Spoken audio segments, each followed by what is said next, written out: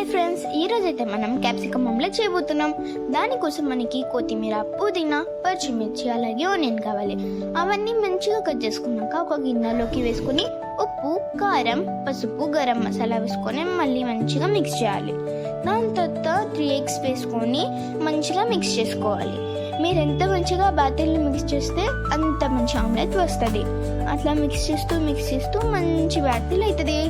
దాని తర్వాత లో ఫ్లేమ్లో ఒక పెనం పెట్టుకొని 1 టీ స్పూన్ ఆయిల్ వేయాలి. ఆయిల్ వేసి మంచిగా పెనంకి రుద్దాక క్యాప్సికమ్ మనం కట్ చేసేది ఉంది కదా, దాన్ని పెట్టుకోవాలి. నేను 4 కట్ చేసుకున్నా, 4 పెడుతున్నాను. అందులో మనము తయారు చేసుకున్న బ్యాటర్ ఉంది కదా, దాన్ని మొత్తం ఫిల్ చేయాలి. మళ్ళీ 5 to 10 minutes కాలనిచ్చి ఎన్నికి తిప్పుకోవాలి. దాని తర్వాత మనం మంచి క్యాప్సికమ్ ఆమ్లెట్ రెడీ. సర్వ్ చేసుకుంటే చాలు. Yummy yummy capsicum omelette. Bye bye.